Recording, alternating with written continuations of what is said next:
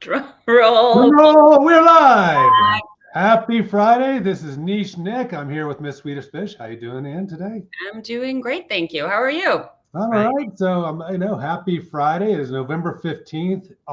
We are 45 days, I think, away from the end of the year, something like that. So I cannot believe that. I know. So, hey, we're going to jump right into the Marketing Qualified Rundown, and we're going to give you some things to think about as you go into this end of year planning session. So the two big things we're going to talk about are, drumroll, niches, and 3 ways to improve your marketing. Which I feel like 1, 2, 3 ways you can improve your marketing. 3 ways to improve your marketing. Yes, this is a good one. It's really This is a great one. And I think, we preach all the time about this. We are kings and queens of niches. We believe in niches, I think, right? Yes, we do. So what the hell is a niche? It's a small percentage. Very typically, it's a very small targeted group of people that you find somewhere. And in this case, I think the running joke, obviously, I saw a meme earlier in the week about marketing people, and the CEO asking marketing people to do all these things, market like Apple, but don't spend the money and do this and do that. It's like you obviously, the reality is you can't do that when it comes to marketing. So we're big believers in finding the right groups, finding the right niches, and niches in our world are things like LinkedIn groups, Slack groups, subreddits, Facebook groups, Discord. Different places that you can go find very select audiences that your individual, your profile of people you want are there, right? I think a lot of people get unmotivated to do this because they get stuck on this small portion of it. That's only so many people, but if only so many people, if they're the right target for you, it's still going to yield way better results than you trying to target the massive ocean.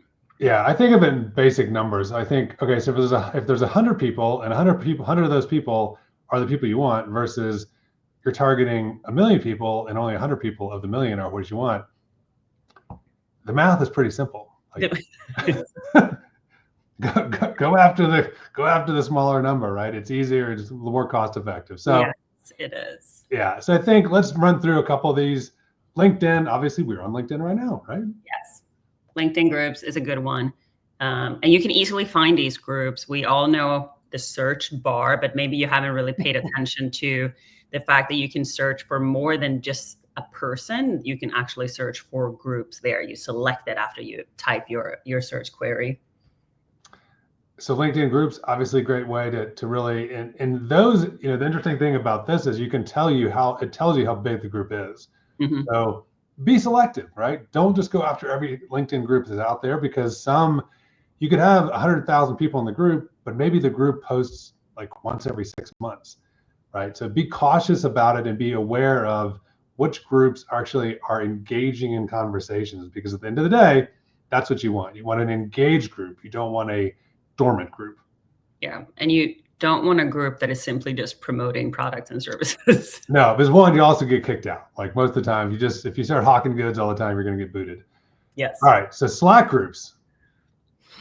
It's a good one. I'm just not a Slack person. Cannot get over that. I kind of want to be. It's kind of like I would love to drink Bloody Marys. I can't drink that either. It's the same with Slack. I want to be a Slack user, but I'm not. Yeah, Slack I think is, so I belong to a couple Slack groups. One of the best ones, which is a fellow marketer on LinkedIn, is the CMO Coffee Talk Slack group, which has exploded quite a bit over the last several years, especially during COVID. It's a great group of people talking about marketing. I think the difference in this kind of a group is the same thing, right? You can't be hawking your wares on there, but it is a great place to talk to people and get insights about things that marketers and other people are doing, and you can also ask questions. So I think the key thing with niche communities are they're communities.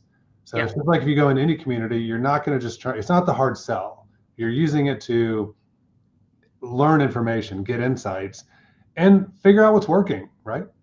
Yeah, I mean, post your issues. So don't feel like you have to come into groups with answers. You can have questions and problems, and typically that's the power of the community, that they are there to help each other. Yeah. Subreddits. Ooh. Yeah, I'll let you continue talking about this since you're a Reddit person. Yeah, subreddits are great. I mean, Reddit in general has evolved dramatically over the last 10 years. It's to the point where obviously it's much more mainstream than it has been, but it also is the largest platform for niche communities in the world, period. Like it is. And I think a lot of people, especially in the marketing space, ignore Reddit. They think it's a bunch of basement dwellers in their underwear, just, talking back and forth. And hey, that may be the case. There are. There are, but in other ways, there's a lot of very intelligent and insightful debate and conversations that go on within these subreddits. And if you're willing to take the time to go into these Reddits and have conversations, and I mean, we've done this obviously as an agency as well, you can market to subreddits very effectively, right? So because there's not as much advertising out there, you can put very targeted ads in these subreddits. And hey, yeah, sometimes you may get mocked and may get a lot of comments, but you're getting attention. So I think subreddits are a great way, especially in the marketing side, where you can do advertising and you can also get insights. Yeah. If you need help with Reddit advertising, let us know. I feel like we've been down that path so many times, and it's very particular with how you word things on there if you want any sort of return on that. It's tough. It's a tough group. All right, Facebook groups. I don't ever really think about Facebook. Like I forget about it, but they're pretty powerful too. They're business people on Facebook too. Yeah, I'll give you a good example. There's a Facebook group locally here in Denver that it is a closed group, but they talk a lot about referring certain types of businesses all around Denver. And again, some of these groups are much harder to get into because some of them they are private. Some of them you can request to get into.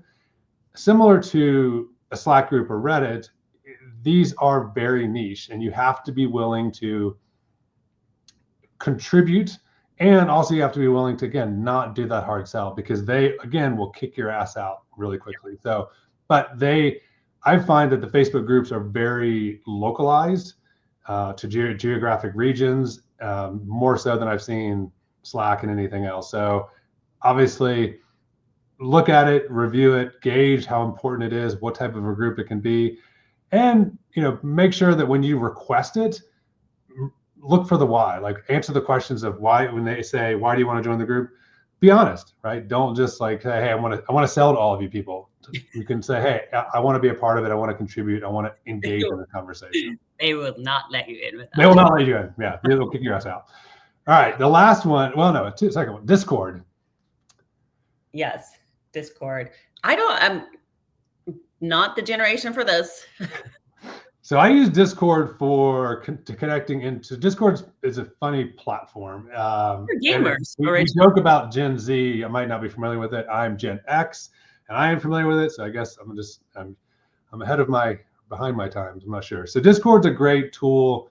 Typically, it's been more focused on using things like Midjourney or connecting into applications like Zwift. Where you have Discord, you can have conversations with games and groups and services. They've evolved where they're now getting into very niche things like science and technology and different topics. Again, I'd say early on, I don't know many B2B marketers that are in this space. But again, if you're wanting to experiment, you're wanting to sandbox, Discord's a good place to just play around. Or if you have children of the Gen Z age, ask them, see what they say. Are there any opportunities for groups on YouTube? They're not, right? I don't think so. We should look into that. Okay. All right. The last one, independent internet forums. Obviously not as big anymore, but they're always out there if you want to do that. So I think the key is, like we've talked about, be engaging in it. Don't hard sell, and have a little fun with it. A lot of these groups, the way you stand out is your personality and a little showsmanship. So. Yeah, be you, don't sell. And if you need any help getting into the groups that we just talked about, everything is in the newsletter. So I'll make sure to link to this specific issue. We'll even include some images of what it looks like in some of these groups or how to get there. But I think your point on like the most important thing is like, know why you're doing this. If you're doing it for a sale, don't do it. It's going to just you're just going to waste your time. Add more than you just take out of it. For sure. Yeah. All right. So 3 quick ways to improve your marketing. I feel like we say this all the time. I had to pull it up again, see what we're talking about. Repetition, repetition, repetition. So if you guys haven't, we try to repeat things so you guys hear us. So what are the 3 things? Just make fucking better content. It's so fluffy out there. And you know that I struggle with this so much because in the world of B2B technology and some stuff that we see all the time, it's just like fluff. It's just like putting words on a piece of paper and I read it. I'm like, I just wasted 10 minutes on my day to read this for no reason. Just put better content out there. That's all I have to do. Better content, better landing pages, better emails. Just say better, better, better. And that's what you got to focus on. Better, better. Can we just also repeat that email marketing is not dead?